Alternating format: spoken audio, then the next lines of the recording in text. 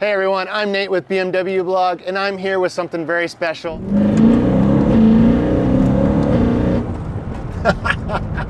Wow, that sounds awesome. Incredibly smooth too. Wow, that downshift, yes.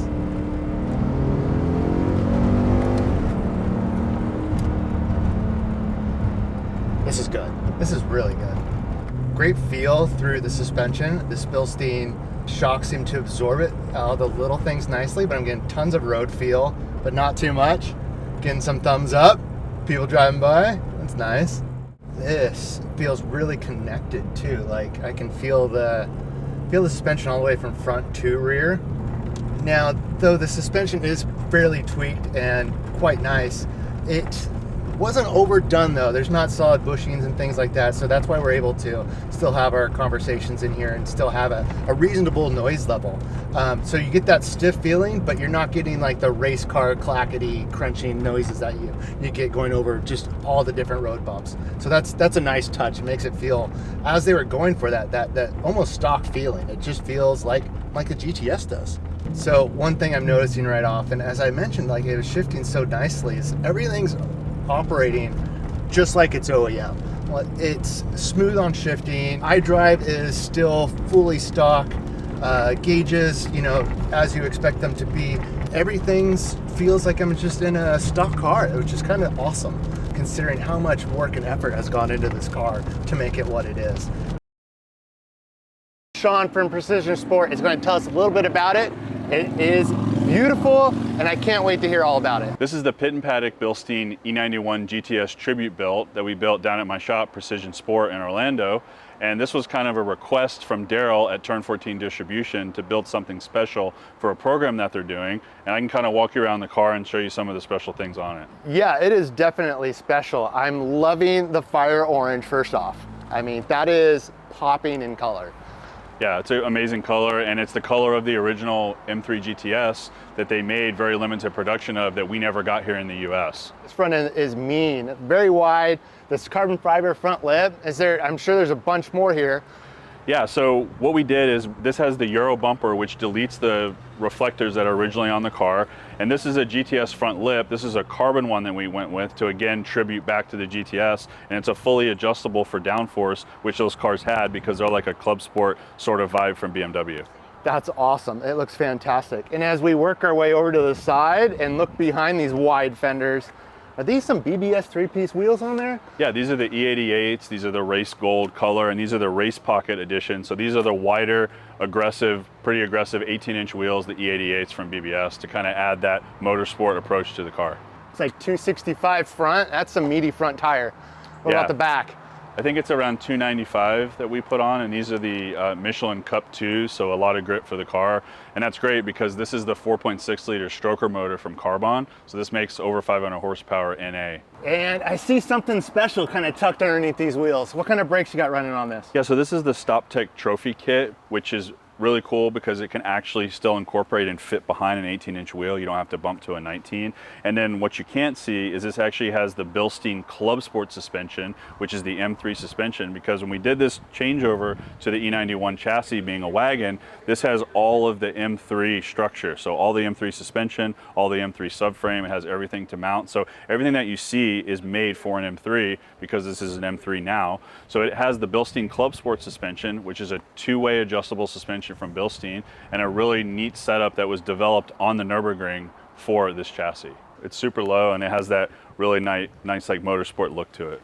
Yeah, so to get the proper fitment and be able to run this low, we have the full suite of SPL adjustment arms in the front and in the rear to get the camber just right and get the stance just right, so this kind of shows up and people know it means business. And walking around this, I'm seeing it's got some pretty unique interior. So come show me what you've done in here, because it looks pretty sweet. Yeah, so we built the interior based off of the BMW Performance seats, which are the front seats that are in the car. These are the factory seats, period correct, for this body style of a 2011. These were actually available from BMW. You could order these seats, and we built and designed the rest of the interior based on that. So we have Alcantara door cards with this light gray stitching, which again plays off the interior. We did a custom Alcantara center console as well, with also the same stitching. And then when you move into the back, we actually built a custom bench and the rear to again match. So it's leather on the outside with the stitching, centers are Alcantara. We continued the design, this sort of scallop design, into the back of the car to go ahead and just have it match. And we wanted to incorporate a lot of that interior the way BMW would have done it. Because my belief is that if BMW would have put these seats in a special edition car, they would have had the rear to match. Yeah, and this looks beautiful. Like, I used to own an E92, and I mean, this looks like pretty much stock interior. Yeah, and there's some also hidden details that we did. There's some really neat laser etching on the Alcantara, which is in the center console. We actually did it when we go to the back and we open up this wagon hatch. I'll be able to show you that detail as well in the back. Yeah, and let's make our way around to the back. This is a pretty sweet little spoiler on that hatch. Yeah, that's a 3D design piece that actually we had made especially for this project because it was a discontinued piece. So that came from Japan. And we wanted to add just that little touch in the back for aero because we had such an aggressive front splitter.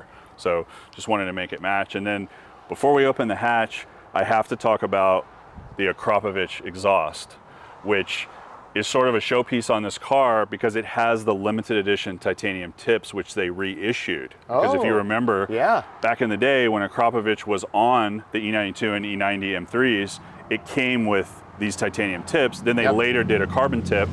Well, so many requests happened with Turn 14 distribution and Akrapovic that they reissued the tips. We got a set of them for this car because we wanted to show them off, and they were my favorite tips personally. So we went with those. And this has the full Akrapovic exhaust on it that we made.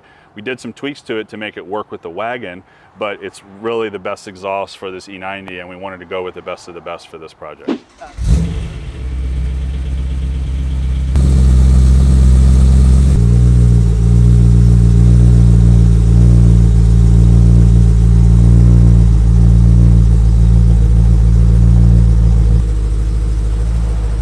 Yeah, and that titanium just has a unique sound to this big V8 motor, and this motor, especially being the stroker motor, really adds to that volume. So how did you get this exhaust to work on a wagon though? I heard it wouldn't quite fit. Yeah, so we had to transfer the trunk floors. That was number one thing that we did. But also on the exterior, we had to make a custom bumper, not only for the exhaust to fit, but this whole situation to work. And what I'll explain is this has the OEM E90 fenders, which have been grafted. So all of this portion here is the E90 M3, which is the wider fender, which meant that the bumper had to match the wide fender. So this part of the bumper, and then the bottom part is M3, so it matches this grille and also the exhaust. But up here, it matches the wagon because the wagon has different taillights. It also has the hatch. So this is a custom bumper that's been morphed with an E90 and an E91 to make it into this custom bumper, so it will be an OEM style and look and function with the hatch and also with all the M3 parts. Yeah, it's definitely OEM look. I mean, I couldn't even point out in anything that's been changed on here. It just looks absolutely perfect. So let's open up the back and I'll show you kind of the stuff that we use this back for. Yeah, so there's a lot of storage with the wagon because that's what you get with the practicality. Gotta love a wagon. Yeah, it's amazing. And again, with BMW's new G81 wagon, a lot of people were upset that they didn't make the G81 in the States. That's the thing that I hear at every single event. Well, they should have made the car. So it was kind of a timely to make a wagon that they also never made anywhere in this project. Yeah, I'm a huge wagon fan. I think SUVs have taken over just way too much when the practicality of a wagon just is. So when you have a performance one, that's just money.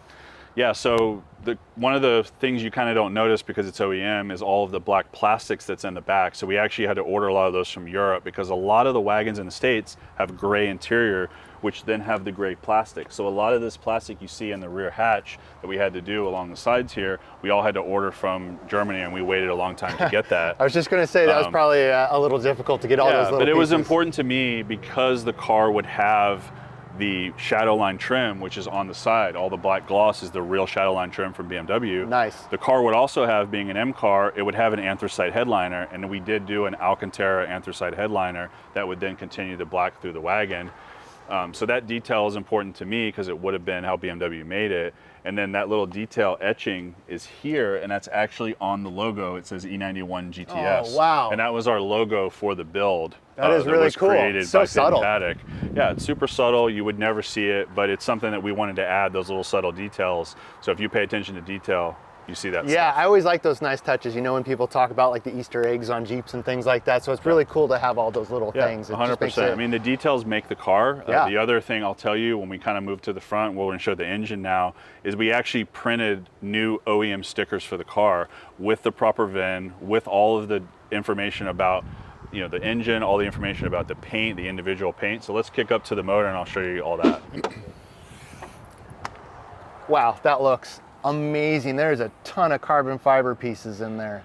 Yeah, so the first thing you see when you open up the hood is the Venturi full suite of intake system and plenum from Venturi. The guys at Venturi had developed these systems to not only make power with the intake, but also make the acoustic noise that you want to have from a big V8 with 8 individual throttle bodies. So it's a neat looking piece, but it also is functional and it adds to the sound and the performance. So it was something we definitely had to go with on this project. And one thing that's hidden, because you can't really tell, is that this is a carbon 4.6 liter stroker motor, all NA, that makes over 500 horsepower, about mid fours with torque.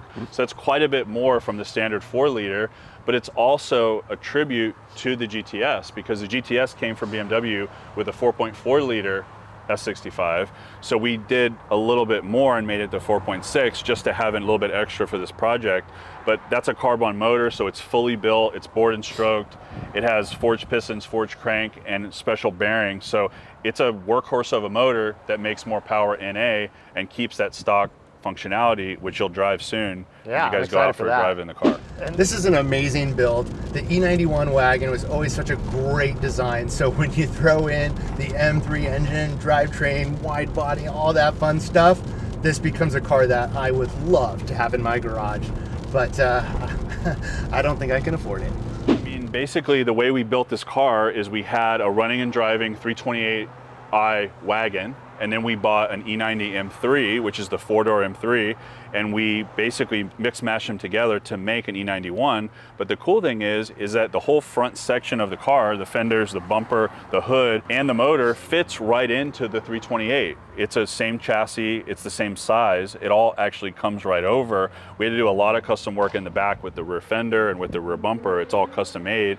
But the neat thing is we actually did the wiring for this. We took both harnesses, we unpinned both, and we made a special harness for the M3, but also that has the wagon portion. So it has the sunroof, it has the pop hatch. So in addition to the carbon motor, we had some other additional mods that you need when you have a motor like this. And we have the full suite of the CSF radiator, we have the power steering cooler, the transmission cooler, and of course the oil cooler for a motor like this. Yeah. In addition to the CSF supporting mods, we're also running 300B oil from Motul, which also sponsored the build. We also have some neat aesthetics from Future Classic.